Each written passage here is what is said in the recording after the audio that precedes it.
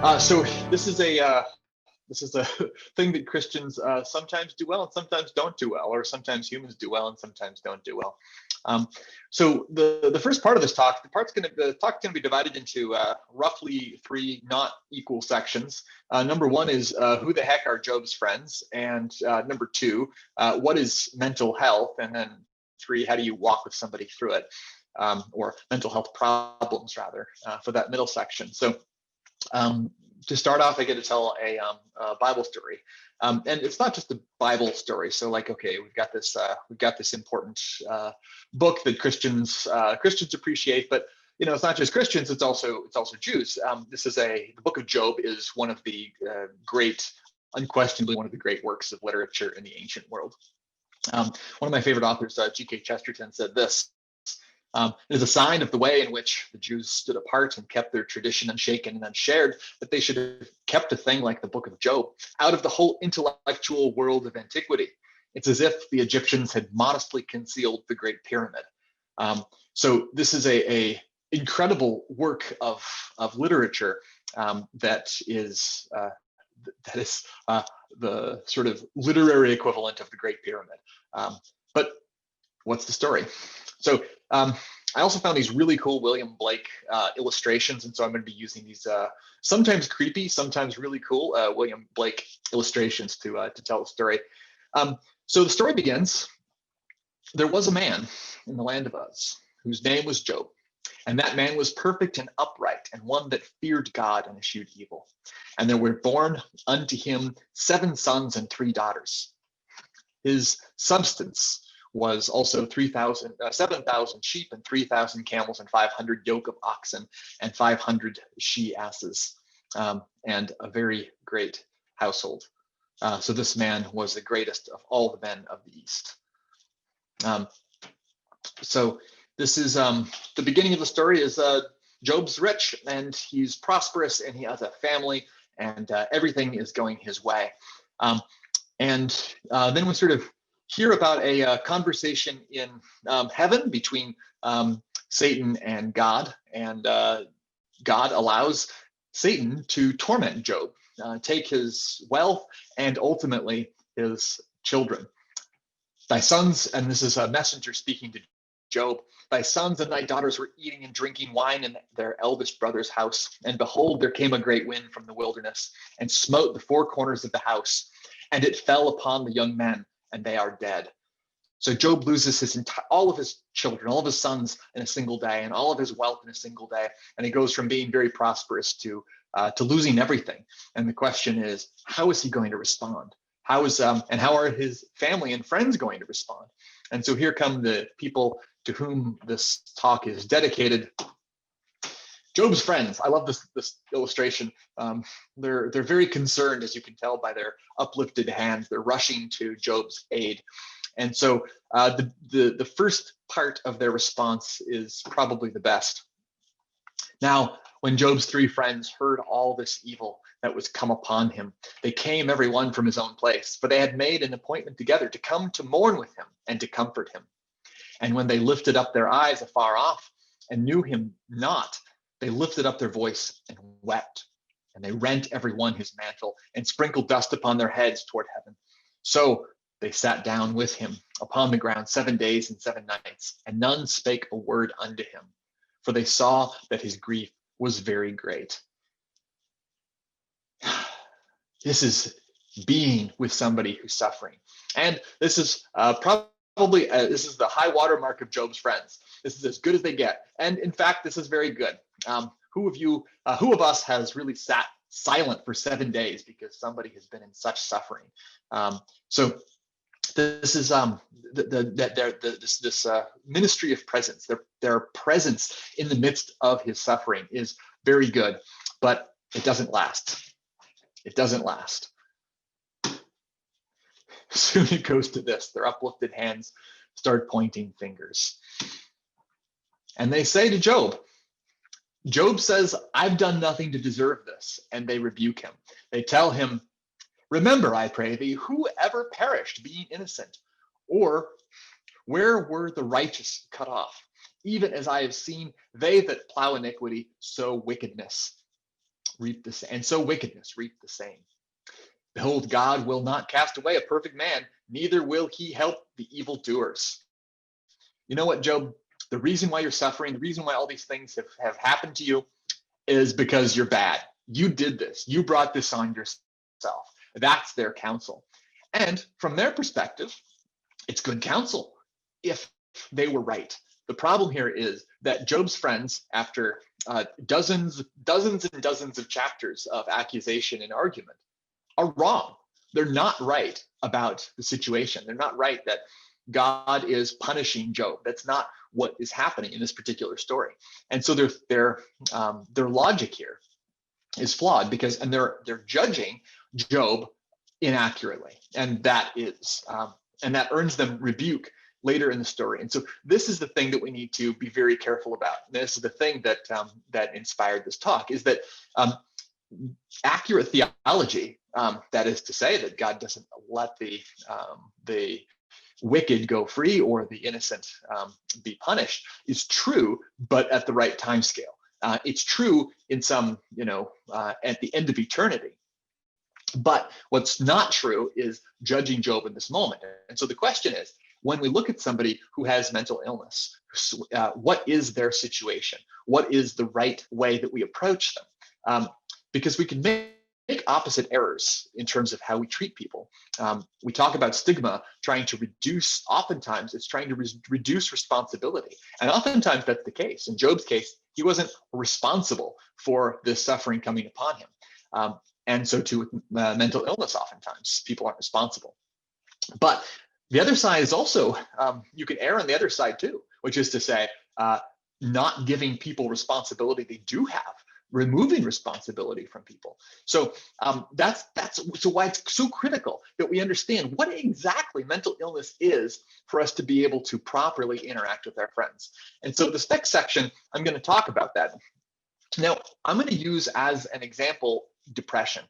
Major depressive disorder is one particular mental illness, but I think it's maybe one of the better characterized mental illnesses that's quite common, and so it's a good model. Many of the things that are true of this particular disorder apply to every disorder, and that depression or sadness or grief is something that is a common human experience, even apart from this. So whether the problem is bipolar disorder, there's depressive moods. If you have significant anxiety, there can also be sadness associated with that. But I'm going to talk about depression.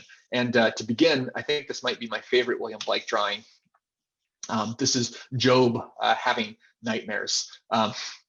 This is Job in his sleep being tormented. But this is also, again, from the Bible. When I lie down, I say, when shall I arise and the night be gone? I am full of tossings to and fro unto the dawning of the day. My days are swifter than a weaver's shuttle and are spent without hope, so that my soul chooseth strangling and death rather than my life. Job here is suffering greatly. He's suffering to this profound degree. And some of these are core symptoms of what we would now call major depression. So he says, so what is depression? Now, strictly speaking, the easy part is just to say, well, it's defined in a particular way. Depression is defined by the Diagnostic and Statistical Manual, the so-called Bible of Psychiatry. I don't like that term because it is not the actual Bible, but whatever. Bible of Psychiatry it is. There are several, it's a set of a collection of symptoms, 5 of a list of 9, but some of those symptoms are depressed mood. The person feels sad or down or depressed most of the time. Decreased pleasure and activity, sometimes called anhedonia, the inability to experience pleasure. Disordered sleep and appetite can also be present. Reduced energy, sometimes profoundly reduced energy. Slowed thought and movement, indecisiveness or poor concentration, just perpetual feelings of worthlessness and guilt, and recurrent thoughts of death or suicide. And again, in that last verse, Job was thinking about strangling and preferring death over life, and that would count in this domain. depression itself is incredibly common. Major depressive disorder has a prevalence of 7%. So 7% of people are suffering with this just terrible mental illness. And to talk about like how bad is mental illness? Okay, so oftentimes people say, well, everybody feels down now and then. There's actually a really interesting field of study. I did a little bit of work in this myself back in medical school, where you compare human misery, you quantify it and compare it one to another. How bad is cancer compared to a heart attack? Because you got to like quantify and it's for figure out where limited healthcare resources should go. So you got to really put it all on the same scale. And very roughly speaking, if you die, you lose 100% of your that day or that possible year. But if you're disabled, say you get your arm cut off or something, it's not quite as bad as being dead, but it's not as good as having all 4 limbs. And so you get a disability weight that isn't quite as good as it otherwise would have been. And the bigger the weight, the worse the injury, or the worse the condition. So here is depression compared to everything else. The worst flu you've ever had loses you 15% of life quality, if you will, or you're 15% disabled on a day that you have a horrible flu. Who's ever had a horrible flu? You're not doing much. That is a really bad day if you're having a bad flu. But moderate depression is substantially worse than that. Actively having a heart attack, that day you go to the emergency room with crushing chest pain, that's about as bad as a typical day with moderate depression. Dying of cancer without treatment, a day on your deathbed with cancer is pretty bad.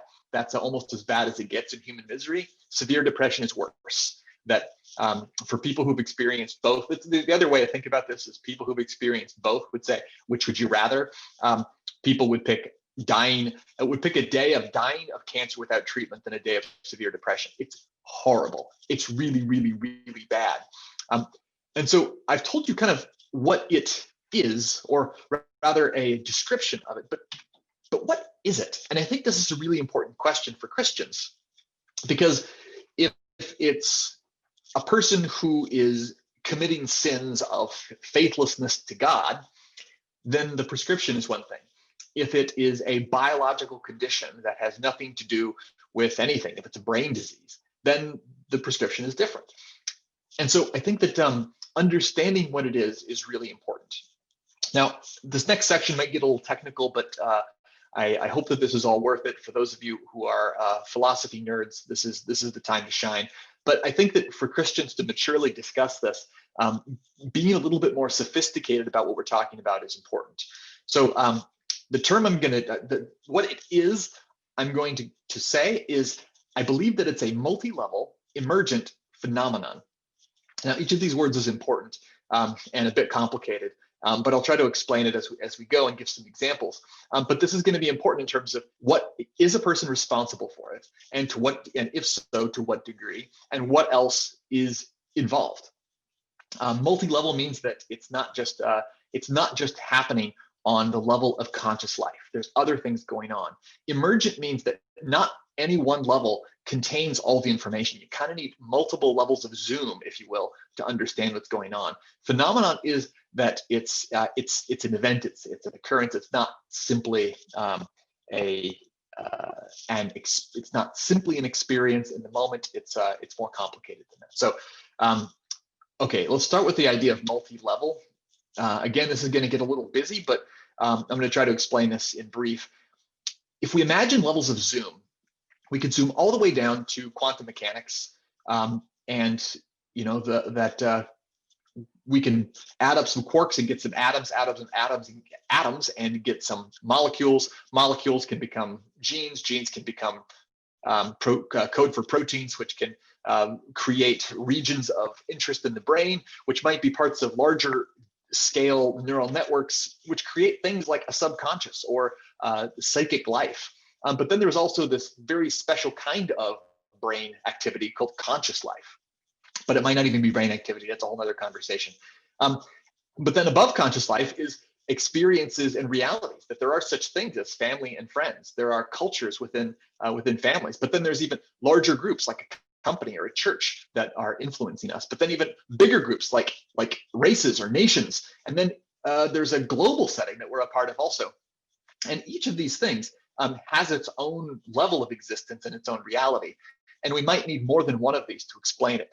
And so I think that going through, and each of these causes the other. And I think this is that oftentimes you'll hear from the neuroscience community, yes, well, the term bottom-up determinism. If we knew where all of the atoms were, we'd be able to know exactly the sorts of decisions that a person would make. But that's not how neuroscience works. That's not how anything works. You kind of have to understand each of these things has a causal explanation in both directions. I'm stealing much of this from a guy named Bill Newsom. I'm going to give you a quote from him a little bit later, who's a neuroscientist at Stanford. So this is the bottom up, but there's also the top down causality. Okay, to put it a different way, I'm going to shift the metaphor a little bit. Imagine there are different kinds of causes. There's biological causes. There's causes that are from a person's own individual history or life story. And then there's social causes. Things like social determinants of health, like being raised being raised poor, or experiences of a particular racial group. This is what might be a social cause. And so in this particular circle, this might represent these three causes are perfectly equally balanced. And so a lot of argument might be had by biological psychiatrists saying, yes, this is schizophrenia might be a more biological condition than social condition. Or arguments more recently might be that most of what's going on is a social determinant, is determined by a person's experience of race or race in a particular nation. But the thing that's really important for me, and I think that Christians must insist on, is the reality and existence of will. There has to be a part of this story that is explained by conscious choices that we're making. This is Bill Newsom. My behavior is caused, at least in part, by my beliefs, values, goals, and aspirations. They are not epiphenomena. That's a technical word about sort of the froth on top that doesn't explain anything. That some people suggest that's what these things are. Now, people often respond, well, obviously, biological causes are enormous. Obviously, psychological causes, like how you grew up, that determines who you really are, or your experience as a minority or a person of the majority. Those things determine enormous amounts, and so there isn't anything left over for our choice. Now, one thing that's important is that the deciding votes in an election don't actually have to be that many when two parties are pretty equally balanced. So here's an idea. Internal forces, Freud might have called this the id, passions, desires, personal history, fears might be on one side of a electoral body. External forces, maybe superego in Freud's terms, might be societal pressures, group prejudices, external things. That might be on the other side. And these things are evenly balanced. It only takes a few votes in the middle to tip it one way or another if these things are so close. As we so this is so the point being, we don't need much for our will to make a difference. And in some of these quote unquote elections, the elections being sort of metaphors for individual decisions. Now, getting back to, say, depression. So some people might say depression is purely your conscious life. You just have a bad attitude. Why don't you just turn that frown upside down, as if this is entirely a conscious choice. And I'd call this the personal explanation, or the naive, that the entire red box, the entire explanation lies on one level. It's not emergent, it's not multi-level, perhaps it's a phenomenon, but this is just the you're a bad person theory of mental illness. And that's clearly not adequate. And maybe if you want to get a little more sophisticated, we'll talk about the psychological cause. And so this is, Freud was enormous in the Western story of introducing this idea that no, it's not just those conscious choices, it's also your own personal story and things that you can't consciously access that are influencing your decisions, your patterns, your habits. And so that's a sort of psychological story. And if we are able to affect things in the subconscious, we can improve things in the conscious life. That depression, the story of depression, requires more than one level. And there's really good evidence for this. Maybe the best evidence is something called adverse childhood events, that if you've had adverse childhood events, and these are things like having had a parent who was in prison, or having a parent with mental illness, or having experienced neglect or physical abuse as a child. If you have 4 of this list of events or more, you have a substantially higher chance, just enormously increased risk of suicide, but also things like alcoholism, drug abuse, and depression yourself. But I mean, these numbers are really, really big. But interestingly, in ways that we are not fully working out, things like heart disease and even cancer.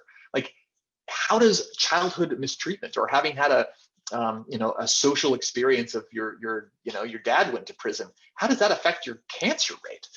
Well, these things interact. That the social experiences you've had, the personal experiences you had, feed back on your biology and affect things like your cortisol levels and stress hormones. So here's depression.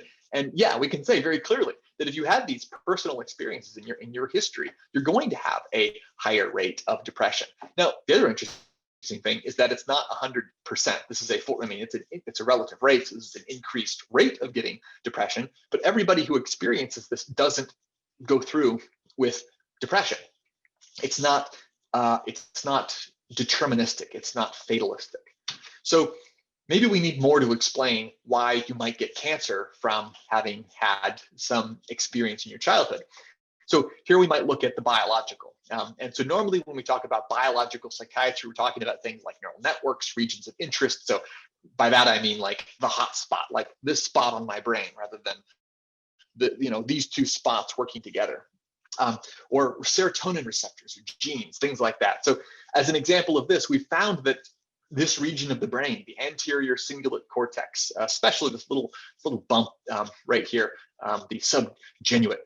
Some people thought this looked like a knee, so the genu, so subgenual anterior cingulate. So this region especially is important for processing sadness, and also is hyperactive in depression. And so we can look at that.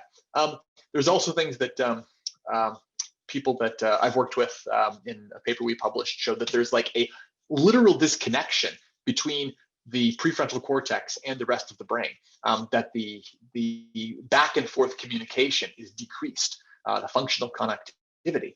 So there's changes in the brain. But the other interesting thing is that it's not just the brain that we talk about. Some people will say mental depression or whatever is a brain disease. That's fair enough that there's problems in the brain, and maybe that's the main part of where the problem exists. But there's also problems in the immune system, changes in the cytotoxicity of your natural killer cells, increased monocyte activity. So it's also very interesting. There's an enormous heritable component to depression, that it's not as big as some things like schizophrenia, but it's very high. So that's also important. So here we go. So maybe we can include a psychobiological view of things. And this is what I mean by those discoveries of childhood mistreatment might change cancer rates, that there's an interaction between those 2 levels. But so too with larger systems, the biopsychosocial. But this means that it might not just be the unit of analysis that we need to look at. It's not just a serotonin circuit that's depressed. It's both your conscious self, your subconscious self, the dysregulated neural networks, the natural killer cells that are changed, but also the family system might be depressed, that there are dysfunctions in a family that might lead to or might actually be depression.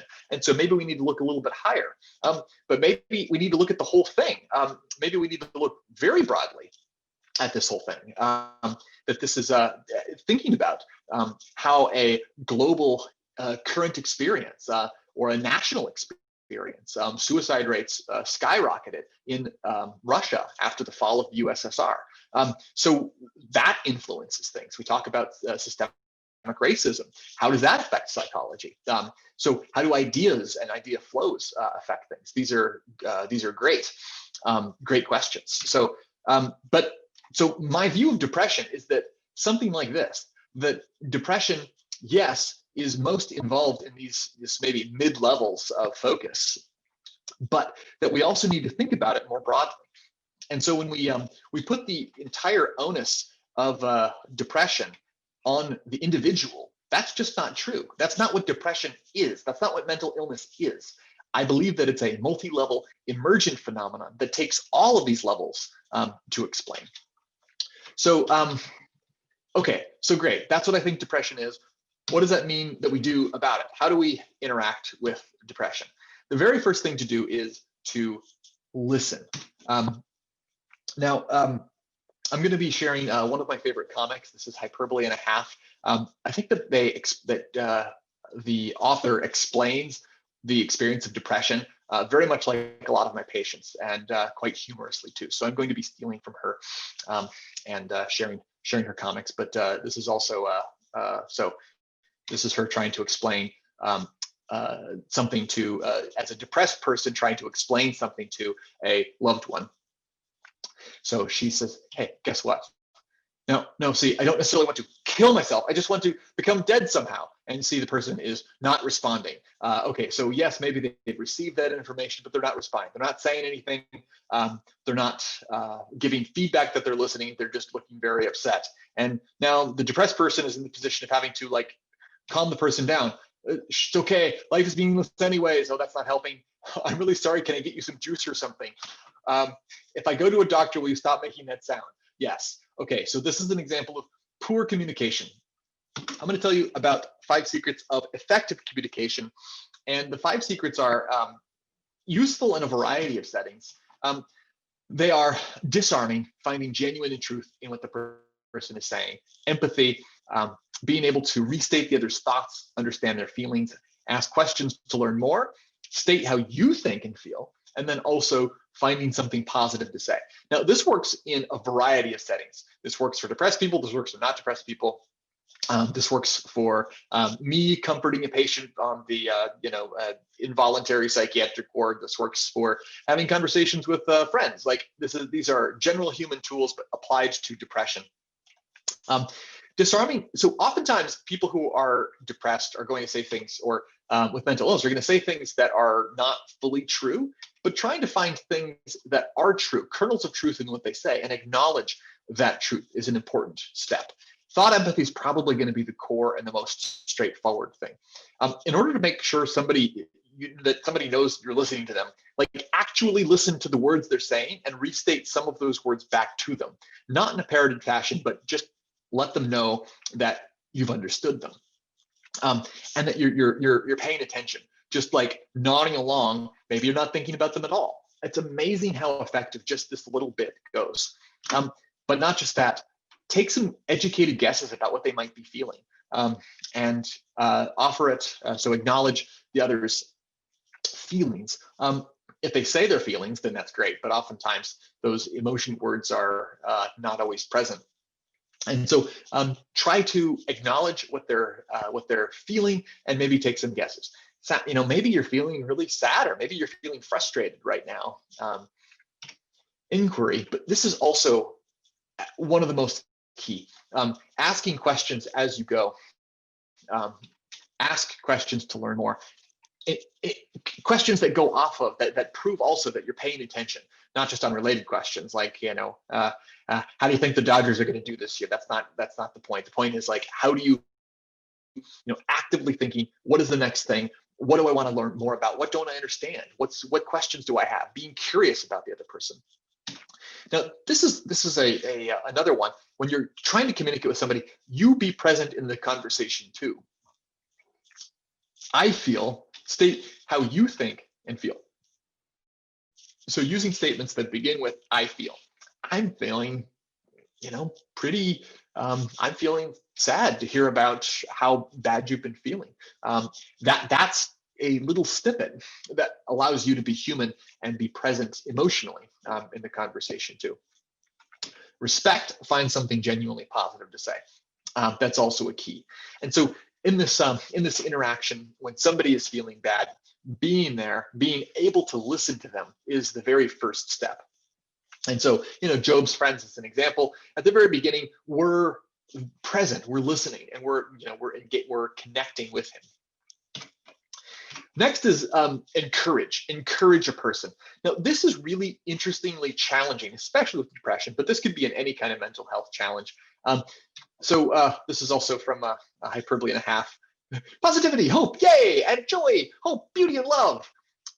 People who are depressed sometimes can't feel these things, and it can feel like, are you taunting me? Is this some weird game where you name all the things I can't do? And so there's this experience sometimes that if you overplay it, it doesn't work. In fact, it does the opposite. So this is from one of the mood scales I often use. There's an inability to feel the experience. This is quoting from that tool that we use. The experience of being emotionally paralyzed to feel anger, grief, or pleasure, and a complete or even painful failure to feel for close relatives and friends. So this is something that they might not feel your emotional presence, and that's okay. But the thing to do is show up.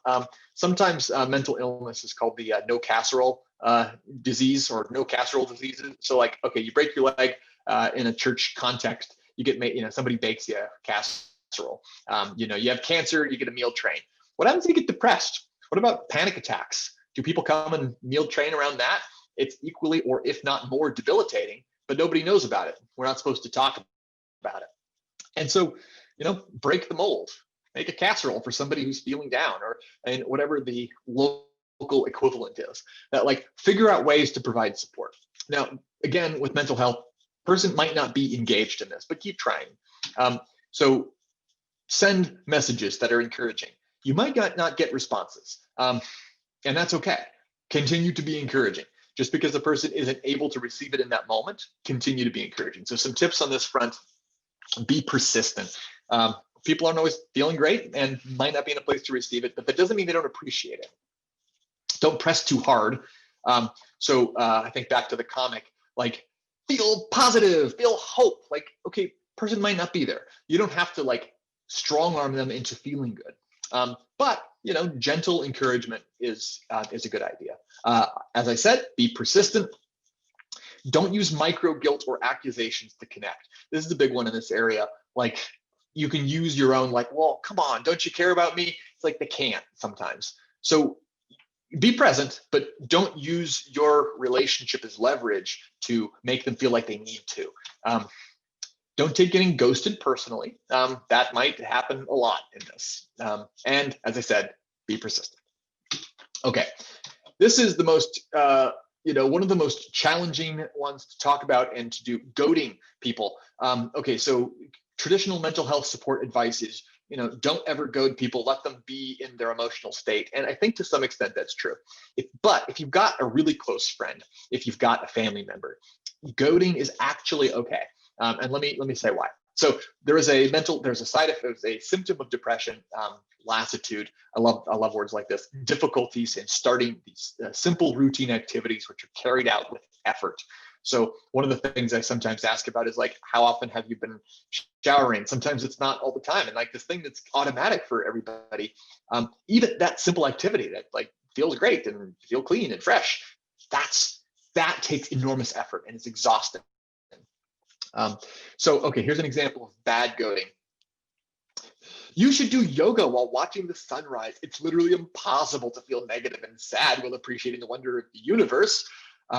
And then the poor depressed lady is sitting on the couch with a unwashed hoodie, trying to take that in. And just think about how absolutely impossible that is for her to do.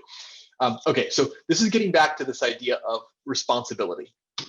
This is also a little bit complicated, but on the left here is, we all have like amount of energy that's like effortless, that we don't have to put anything into it.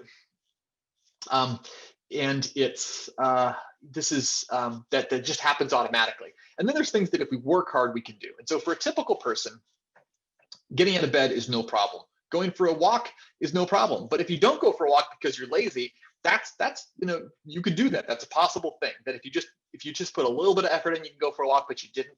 We can accuse you of being a little bit lazy. Putting in a hard day of work takes all the effort you have, but you did it. That's praiseworthy. There's some things that are just impossible and are outside of your range. So for me, running an Ironman is literally impossible. It doesn't matter how much exertion I put into it. I am not in the position where I could run an Ironman. Okay, so let's adjust this for a depressed person. A depressed person on a bad day, getting out of bed is impossible. That just is not going to happen. That's okay. That's where they're at. Going for a walk is extremely impossible. Having a hard day at work is extremely, extremely impossible. So it's not laziness. Laziness is you have the capacity to do it, but you choose not to. And that's like, something that you could say is not okay. That is from a Christian perspective, sinful. But for this depressed person in this graph, none of these things is sin. This is all impossibility. The biology is so bad, the person is not able to get out of bed. Now, depressed person on a decent day, it's praiseworthy to get out of bed. Their effortless energy is so small that it really takes effort to get out of bed. And so they really literally should be praised for getting out of bed. They should be extremely praised for going for a walk. They should not be accused of not putting a hard day's work in, because that's impossible. Now, so too, but the other side of this is that in this case, in this particular day, if this depressed person didn't get out of bed, that might be, it's valid to say that a depressed person can also be lazy in addition to being depressed. In this picture, this particular depressed person is not committing any sins. This person is failing to go to work and not doing anything wrong. And so this is critically important for Christians to understand, that there are states of biology, there are states of depression where this is as good as it's going to get. And that understanding and being sensitive to that is absolutely critical. So this is one of my favorite articles, actually. This was a intervention in India where they trained non-professionals to go around and encourage people to engage in healthy activities in a stepwise, small fashion. Do small activities to help them feel better. So these are not physicians, these are not psychologists. They did have special training, and so this is not something, you could definitely mess this up, but it is not a terrible idea to, in small ways, encourage people with mental health challenges to do healthy activities. And there's no sort of special surprises about what healthy activities are. Now, the important part here is to meet people where they're at, literally. Go to them, go hang out with them. Maybe they're not feeling so great. They're not going to usually want to go out and hang out somewhere. I guess this is like, COVID applies here, so you're not allowed to be with anybody ever, but you be the one who's reaching out to them. Help people set and reach their own goals when possible. Like the lady in the comic, doing yoga, watching the sunrise ain't going to happen. How about if the person likes going for a walk? If the person likes cooking, try to cook a meal with them. Help them cook a meal. If they like cross-stitching, cross-stitch with them. Do something that would be helpful for them. And again, be creative about small activities. You don't have to go crazy here. And then be persistent. And again, don't press too hard, because this could definitely backfire. And then the other thing is lots of praise. Oftentimes with mental health, people aren't going to be feeling like receiving it, but that's okay. Be positive, be encouraging, but don't take it personally if it doesn't sink in. All right. Next, and maybe most importantly, in at least the severe cases, help people find help. Now, part of this involves knowing something about mental health, what's available yourself, and doing research is a good idea. But just very briefly, there's a variety of things that help with mental health challenges. So getting professional help is a good idea. There's medications, starting in 1957, we had a revolution where we can, give people these small molecules, and it actually changes the course of their mental illness. Prozac came out and made things much easier to prescribe and administer. And so there's a lot of really good medication options for a variety of mental health issues. There's there's psychotherapy. Having people talk to a good therapist is also good. There's a bunch of new options. I do stuff like non-invasive brain stimulation for depression. There's a phenomenal new way to treat mental health, and is in some of the studies we're doing at Stanford, 90% remission rates within a week with this intensive treatment. It's pretty encouraging. So one of the messages to take away is that psychiatry and mental health has gotten really good. This doesn't apply to everybody, but when people have gone through the course of treatment, almost everybody is going to get better. Most people are going to have substantial improvement in their mental health symptoms with engagement with professional mental health care. So on this front, tips here: be creative in like what people would be willing to engage in, and also what sort of therapists or providers are available. Be persistent. Help with the small stuff. So making appointments is one of those small things that is often an enormous burden. And so just literally sitting down and saying, okay, well, do you want to make an appointment with a person? Like, okay, let me do that right now with you right this second. So help make the phone call. Help talk if that's the thing that's the burden, that's stopping things up. Walk with them to a clinic. So that's also something that can be helpful. Suggest things like do your own research on their behalf. That also can be helpful. And then of course get others involved in emergencies. So if somebody's planning on suicide or talking about ways they might kill themselves, like that get a professional involved immediately. So in closing, here's Job's family. So the story of Job continues. They argue for dozens of chapters. Another friend of Job's comes in and speaks truly, both rebuking Job's faithlessness as well as the friends. And then God himself answers, but doesn't give Job clarity. He asks Job's right or position to understand such things. And, Job doesn't have an answer. How can he respond to that? But the other thing that's present in God's response is look around at the overwhelming, the gratuitous goodness of God and see there's a question here. What's the answer? Is it that God's gratuitous goodness has lapsed and he doesn't have it for you? Or perhaps is it that you don't understand? And so Job's friends are rebuked by God. Job prays for them, and they themselves are restored. So this leads us to our conclusion, which is, okay, what did Job's friends do wrong? Well, variety of things, but mainly misunderstanding Job's position. They attributed to Job guilt when he was not doing wrong. And I think that is often the situation for Christians. Why don't you just pray more? Why don't you try harder? Don't you isn't this just a lack of faith? That's often what we get when we're dealing with mental health issues. Rather than saying, geez, this is some sort of complex and, okay, maybe you don't like my term, but multi-level emergent phenomenon. But there's something else going on. It's not just a matter of just the person being a bad person. Maybe there are these different influences. And actually, I want to go back. Something I didn't say yet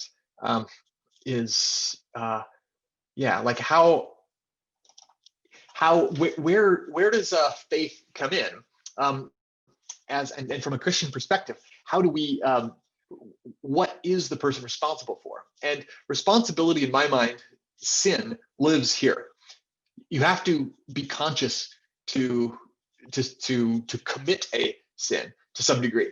And okay, maybe there's things that border subconscious and conscious, and maybe repeated sins move from conscious life to subconscious, like habits, or maybe they move up, that you create a culture of family culture that's sinful, or maybe a company culture or church culture that's evil, or maybe there's a sin that a nation or even a globe could commit. Maybe capitalism or the excesses against certain groups that might happen in the present age might be broadly speaking. But I think that the thing that we can focus on, and that we can for the individual, say, look, how do we, with our conscious choices, choose to follow God in these moments, in the moments of depression, moments of fear and anxiety? How do we pray? How does God comfort us? And the comfort can come from any of these levels.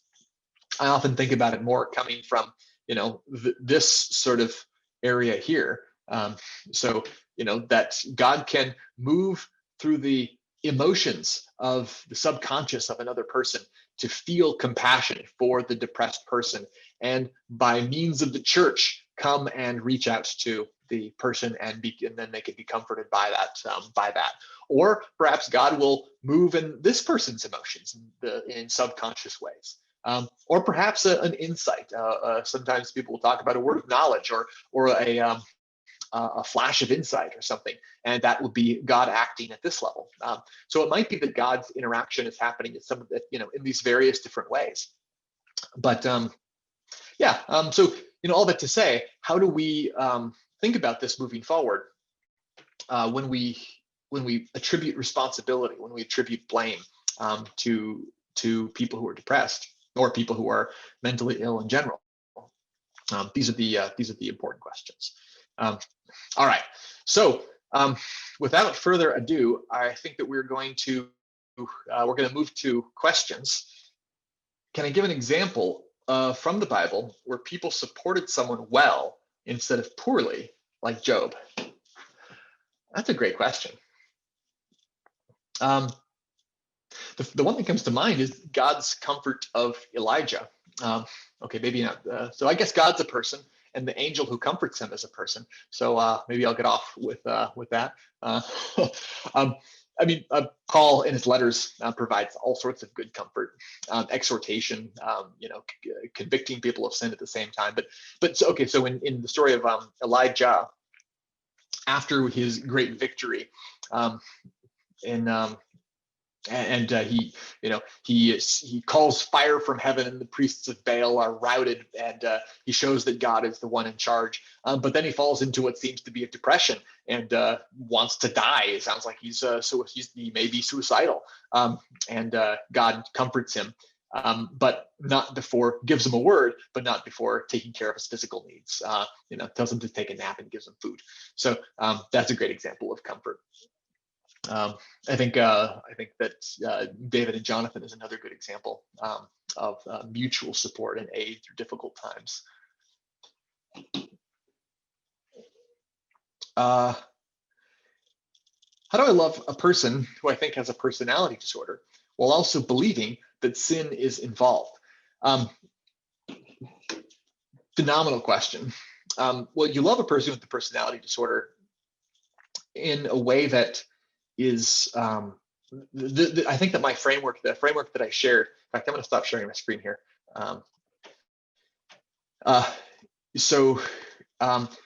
You help a person with a personality disorder in the same with this framework, that there are influences from the subconscious that are big, but yeah, that sin can be involved. Some of these things are, in severe cases, I do believe that there are moments that are just completely, person dissociated, and maybe they don't have any responsibility at that point. But oftentimes with personality disorders, it's one of those mixed states that, just like with alcohol too, alcoholism is another great example. Yeah, no, each individual action, yeah, I suppose in theory you could put the bottle down, but like just stop drinking isn't exactly good advice.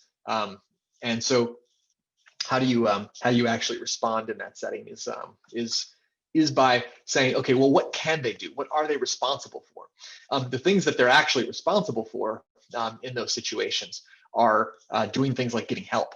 You can, hold an alcoholic responsible for, say, not going to Alcoholics Anonymous. That's something that you can do. And so too with somebody with personality disorder, that having them get help is something that can be very, that can be important. And then also that one of the things with personality disorders that's especially important is boundaries. And boundaries in this way, but what do boundaries mean? Okay, I almost don't like that word because it can mean so many different things. But setting consistent rules and consistent limitations, not letting, and oftentimes, especially with things like borderline personality disorder, it works. The disorder is using people's emotions, manipulating people via their emotions, or at least that's what the disorder is doing. And so by providing justice to the person, giving them something that is consistent and the same, and keeping rules and keeping to those things, keeping to those reasonable things that you would like to provide to them, be it time or support or energy, and then having clear limits that you talk about in advance, and then sticking to those limits. That's part of the therapeutic process. And that's also something that's helpful for you as well. And so So doing justice is especially important in personality disorder. But it's also okay.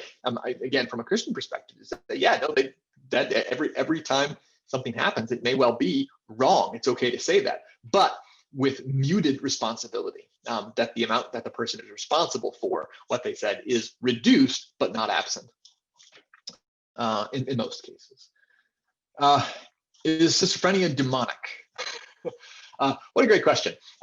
So I think that from a orthodox psychiatric perspective, the DSM does not recognize demon possession. There is, and schizophrenia is not necessarily even the best candidate for that particular phenomenon. There's dissociations or dissociative identity disorders or things like that that might look more like it. But yeah, I mean, for people with schizophrenia, it does seem there are some pretty clear changes in the brain that occur over time that respond to, biological interventions like medication.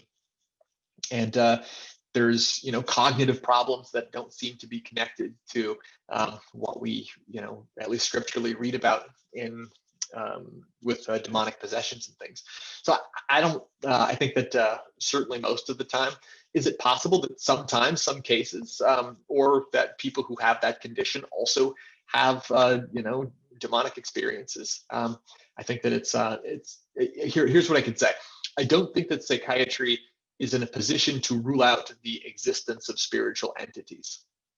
We're nowhere near a complete understanding of every mental illness. But what we can say is that we've got pretty good drugs for some of these conditions, and they do work much of the time. But sometimes the meds don't work. Is that because it's a demon? I mean, probably not. Probably it's just that we don't understand the biology. But have we as psychiatry ruled it out? No. And are there conditions that do baffle us utterly? Oh yeah. And I think that is. I think there's plenty of room for unexplained phenomena like possible demon possession, demonic possession. From another perspective, I think that it's fair to say, even just metaphorically, like some of the things that people hear might as well be demonic. Like some of my patients hear just all day, every day, you should kill yourself. You should kill like the voice in their ear. They just hear, you should kill yourself, like all day long. That's what they hear. Other people with a condition like OCD will just have intrusive images of like murder, like violence. Just they don't want to commit violence, they're not at risk for violence, but they'll just have intrusive images of the worst possible thing they can imagine constantly thrust into their consciousness, which is horrifying. Yeah, I mean, it seems like something a demon would do, even if there's no demon involved, even if it's just a part of the fall more broadly. So, in any case, for Christians, how much does it help or not help to try and speak encouraging biblical truth to a Christian person suffering from depression? How can we say these things without sounding self-righteous or preachy? By doing so with humility, maybe is the most straightforward answer. I mean, that's a very acknowledging that, understanding that some of the capacities for receiving that truth might be broken, and that's okay. That like I said, the prefrontal cortex or certain parts of it might literally be disconnected. So in a sense, it's like showing somebody a printed Bible who's blind and saying, "Look, it's in the black and white." And it's like, well, yeah, I can't read. I'm blind.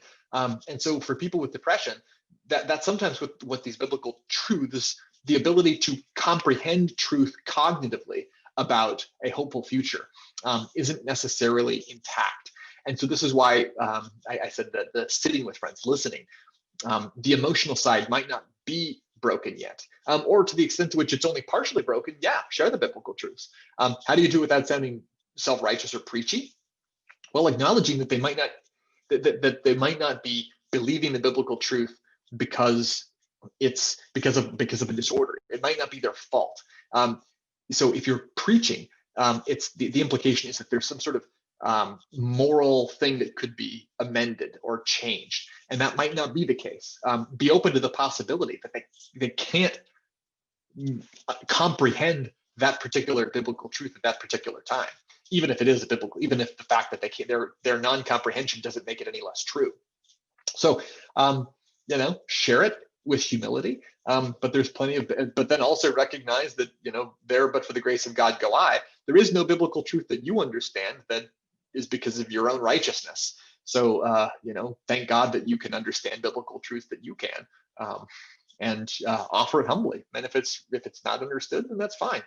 Sit with the person, listen, show them love, and I think that's the deepest of the biblical truths, is showing love. And sometimes preaching is not the appropriate thing to do, often with a person who's depressed. Sometimes it is, and using judgment. But I think that Christians are so far, I think, swung on the wrong side of that often, that like you could just err on the side of, if you want to err on the side of anything, it's of not preaching. Let's read a Bible verse and see if this sticks. Great. Okay, that's fine. Let me tell me more about how you're feeling hopeless. Listen, and just sit with them. Okay, how much do you think our worldviews or beliefs can be at least a partial cause of depression? Oh, very much so. This is the great thing about this multi-level emergent model. In fact, let me bring that slide up. That one of the great things about that is that any one of those levels can be perturbed. So if you have a conscious belief that you hold, that might be the entrance, or that might be the thing that messes up the whole system. That vertical stack, that tower might be toppled if you push at the base, push at the middle, or if you push at the top. You take a person who's doing well and you throw their nation into chaos, as USSR is the example I used earlier. Their conscious individual beliefs might be fine. Their brain biology might be fine, but like the loss of the concept of your nation is huge, and you might not be able to recover from that. And that might cause depression, or a belief that is ruminated upon might cause it. And so in that sense, is it possible for a person to have some responsibility for their depression?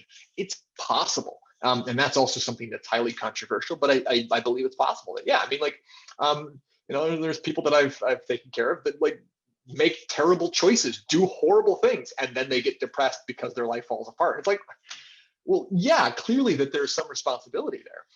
Now, the thing to say is, okay, well, regardless of what happened before, right now, you don't need to continue in active sin.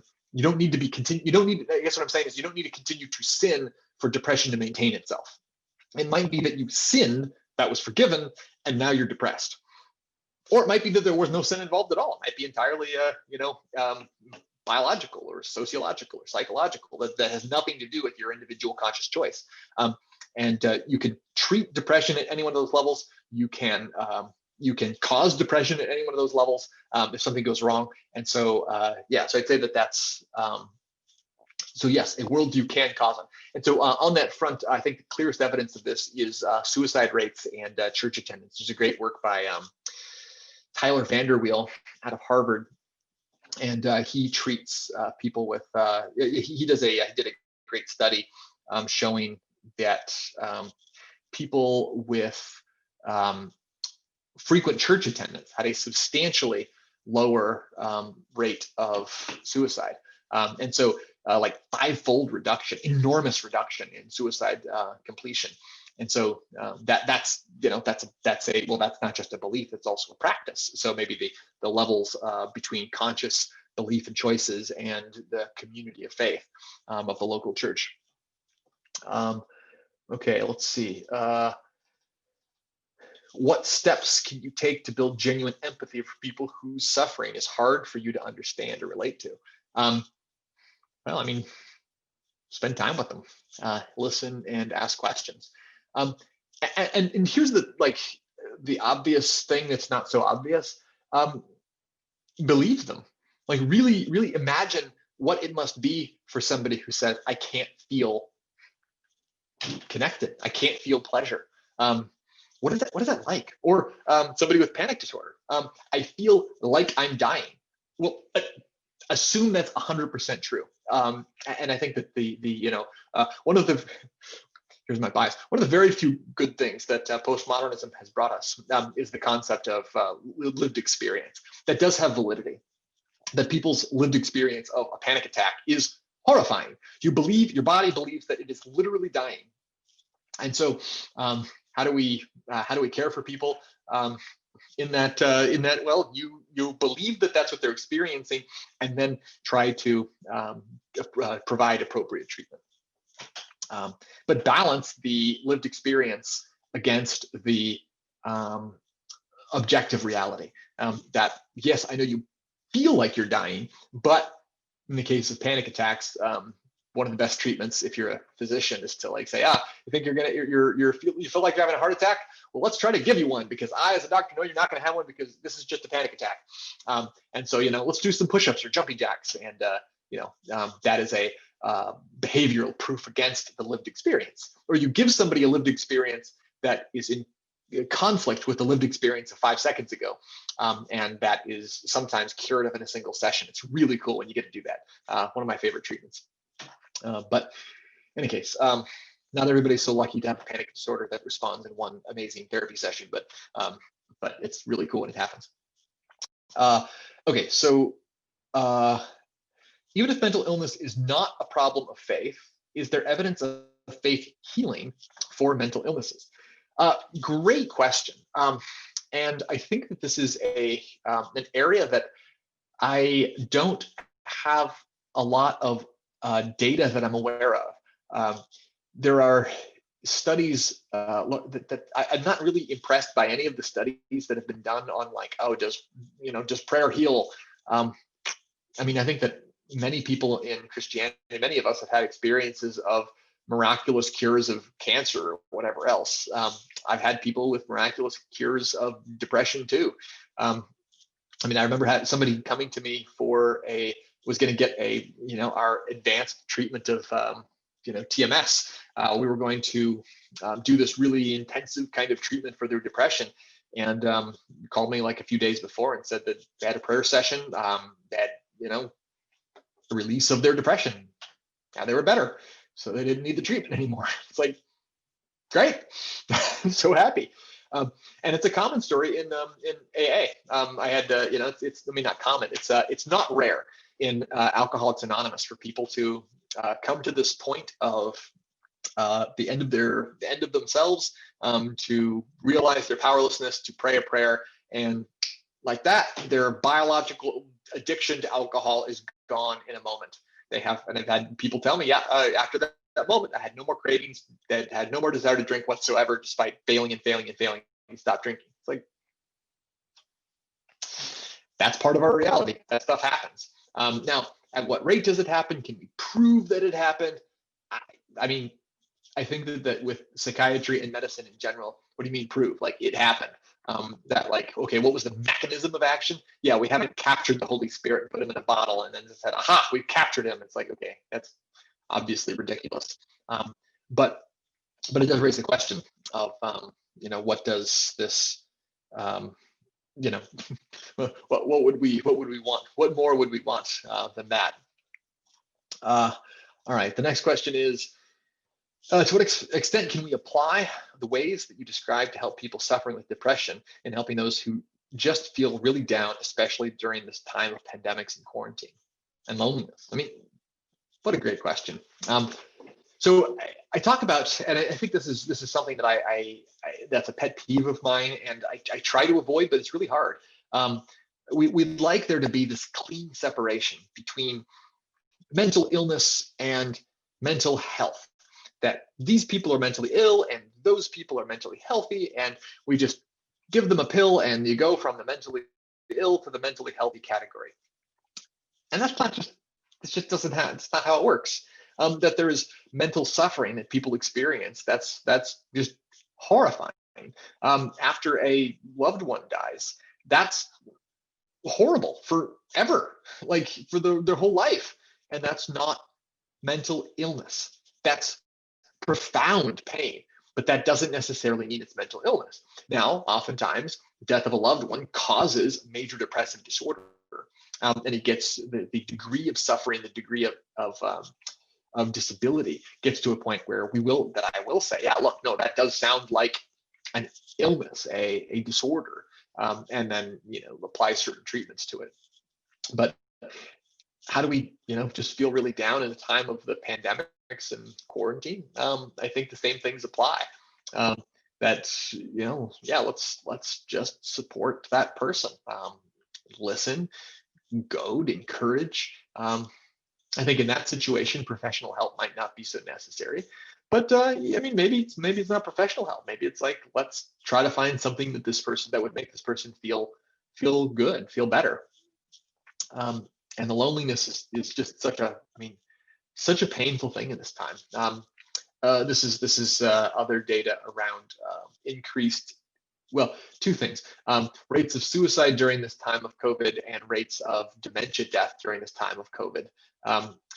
It seems very interestingly that even though all of like isolation and separation and all of that is risk factors for suicide, but it seems as with a lot of situations that are crises, suicide rates didn't go up yet, which is as a mental health professional, it seems very hopeful that might actually have played out. But we'll see, and continue praying that that's the case. But then other areas, like people who are in memory care, people with dementia or Alzheimer's disease, this is something that where they will the death rates there are substantially higher, even independent of people getting COVID. That loneliness can be lethal, especially in some conditions. So how do we mitigate that? And I think that moving forward, it is trying to how do we safely safely connect, or maybe not even safely. Under what conditions is it reasonable? What risks of connection are reasonable in the present context? So all that to say, I think that it's a hopeful future, that we. I guess what I'm saying is I'm looking forward to being done with COVID, as we all are. But again, it's still here, and so we've got to make the best of it. All right. How do you navigate conversations with Christians suffering from mental illness who view biological or psychological treatment as not sufficiently relying on God? Do your best. I've not been overwhelmingly successful, even as a thoughtful Christian myself, with some of these questions. I think these beliefs run deep. These convictions run deep. And I think that continuing in the conversation, let's continue to talk about it. Let's continue to think about it. Let's continue to, again, be persistent about it. And again, it's like sometimes people will get desperate enough, and this is often the situation with severe mental illness. Like nobody, when they first get diagnosed with, for example, schizophrenia, nobody wants to take the medications. Nobody wants to take the medication. And so almost always it's, I'm going to prescribe a medication. The person takes it for a few months, believes they don't have it, stop the medication, the symptoms act up, and then they either go to the hospital or things get worse at home. And they come back to me and say, I didn't take the medicine. Okay, well, here, let's try again. And just try again. And they don't believe it. After a few years of that, they believe it. So, sometimes even in conditions that are like maybe literally brain disorders where insight is impaired for, biological reasons, people can come to believe that, hey, I do better on the medicine. Even if I don't believe it's working, I tend to do better with the medicine or not. So I'd say continue to have that debate. It's a good thing to talk about. And but also make it a debate. That like there are insights that one could gain from this, from it's not like I have this figured out. That this is the experience of people with mental health, mental illness, the relationship between mind and body and brain and soul and spirit and body is complicated. And so try to learn something in the conversation with your friends who don't believe that, who have a less biological view of things. Okay. What role does childhood trauma play in the depression of an adult? These are spectacular questions. The interesting answer is it could range from the entire story to nothing. One of the most astonishing findings in all of psychiatry, I think, is that the PTSD rates after the, of people who went through the Holocaust are 80%. Now, that means it's not 100%. That means that you can go through one of the most horrifying traumas in the history of traumas. Like, I mean, it's hard to even conceive of a worse experience and not get PTSD long lasting from that. So, that doesn't mean that, and trauma is one of these things that's just, really, really hard to understand. This is also interesting with PTSD, combat PTSD, or military PTSD. There's a very poor correlation, sometimes in some studies, absent correlation between the intensity of what people experienced, like how much combat did they see, how close to getting killed were they. There's a very poor correlation between that and PTSD symptoms. But the whole concept of PTSD is the worse the trauma, the worse the psychology. And at the extremes, that's obvious. So, if you were, tortured as a child for the first 16 years of your life, like, yeah, that's going to be worse than if you were neglected by your mother. Those things are very different levels of trauma. And with that study I shared earlier, it does seem to reflect in higher numbers, higher rates of depression and suicide, depending on how many of those different traumas that you've experienced. But the remainder is the key. And I do think that I do believe, and this is, I think, this is also a theological conviction. I do believe that we should, and professional conviction too, we should aspire to full remission. And I think that from a Christian perspective, full recovery from trauma means that it is no longer negatively affecting you. Jesus fully recovered from the trauma of crucifixion. Now, he still had scars that he was able to show, but in his resurrection, he's not suffering from PTSD anymore. And maybe he would have if he had, not been resurrected, but any disorder has been done away with. Now, maybe we're not going to get there on Earth. So it's entirely possible that a person goes through, decades of psychotherapy or treatment or prayer or whatever, and dies with unresolved trauma from childhood. That's possible. But it's also possible, I believe, both I've seen it clinically and I've seen it, spiritually, that trauma can be completely overcome. And that doesn't mean, but it's not a one-to-one, like, oh, well, you just need to pray harder. It's like, no, it might be that a small thing really did mess things up permanently. I mean, just like sometimes you roll your ankle and you're going to have chronic pain the rest of your life. Sometimes you roll your ankle and nothing happens. There are mysteries here, but we should have an idea of human health that includes full remission, and that should be our goal. And like, what role does it play in any individual case of depression? That is a very good conversation between a therapist and a patient. Okay. When finding a doctor or therapist, does it help to work with somebody who has the same faith? This is a real gritty question, and I've got that I think is gritty, in the sense of it really depends. There's some justification in saying I would just prefer it. I think it depends on what the treatment modality is. I think for psychiatry, for biological interventions, it matters much less. If you have depression and you come to a psychiatrist like me, or a TMS doctor or something, does it really matter? Not really. That you could do just fine. Now, what a psychiatrist who's secular might miss certain questions that are important to you. So it's important that you would, so if you're going to go to a secular psychiatrist, make sure that you bring up, look, it's really, my prayer life is really important to me. And when I'm on this medicine, I feel it differently in this way. Can we adjust the medication to make sure that I still have that experience? So those are so bring up things that it'd be important that you emphasize things like that to a secular person.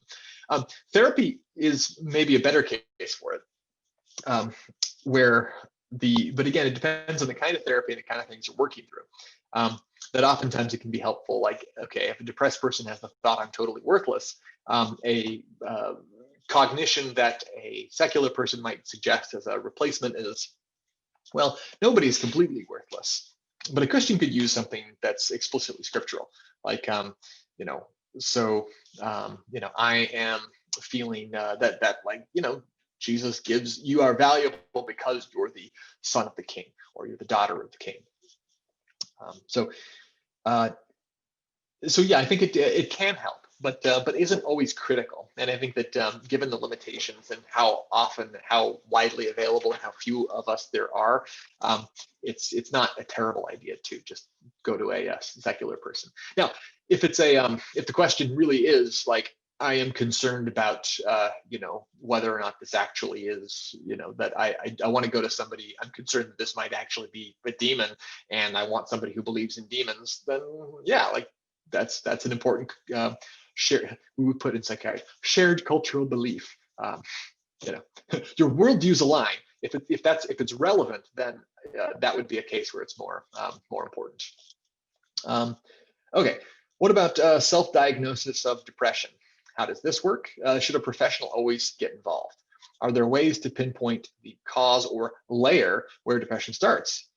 Do we avoid giving up on the state of a loved one with seemingly irreparable mental health issue? Never give up on a loved one. And this is also something that is straightforwardly Christian. Sitting with those who are suffering is like one of the best things we could possibly do. It's really cool in the modern world that we can cure a lot of disease and that we can successfully treat a lot of disease.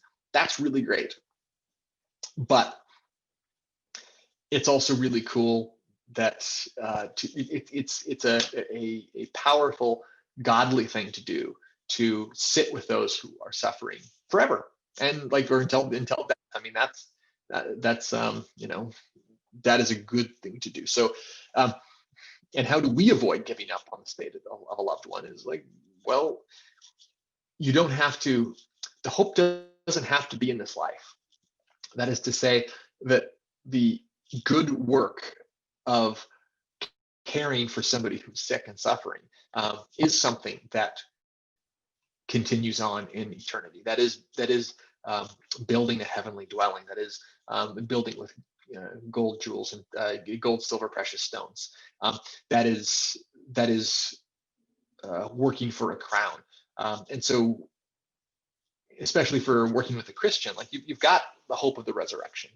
If they're a Christian, they're going to be resurrected without that. That's going to be cured. That's going to be healed. But might be a long road in the meantime. Now, in terms of the other questions with self-diagnosis, okay, so technically speaking, there is no such thing as self-diagnosis. In order to have a disorder, you have to be deemed having a disorder by a mental health professional. Now, does that matter technically? Mild cases of depression, often some of these interventions that I mentioned is all you need. For many of the people in that study that I cited from India, all they needed was a paraprofessional community health worker to come and encourage them to do healthy activities, and a good percentage of people went into full remission from their depression with just that. So yeah, no, for mild cases of mental health issues, yeah, getting a professional involved isn't always necessary. Where the bright white line in my mind, again, this is kind of arbitrary, when it starts to significantly affect relationships or work or school, when it starts, and the other one is if you're really thinking about suicide. That place, I mean, I would have recommended a mental health professional for Job. That when death looks attractive to you, when you yearn for the sweet release of death, like see somebody about that. It doesn't always mean that that's a problem. But certainly deep stages of grief that are healthy might include that. But most of the time, if you're thinking about death and dying and wanting to be dead, that's a good place to go. Are there ways to pinpoint the cause or layer where depression starts? That used to be a big deal. That used to be, especially in like the good old days of psychoanalysis, the Freudian psychoanalysis. That was the whole game. If you could like figure out the kernel of where the depression started, then then the whole knot would be untangled, and then the person wouldn't be depressed anymore. Sometimes that's exactly the case. Sometimes that's all you need, is to discover the root of it. But and maybe it's because I don't practice that kind of therapy, but it's an insight into, a treatment at one level usually isn't adequate. I try to treat at as many levels as possible, because I do believe it is this multi-level emergent phenomenon.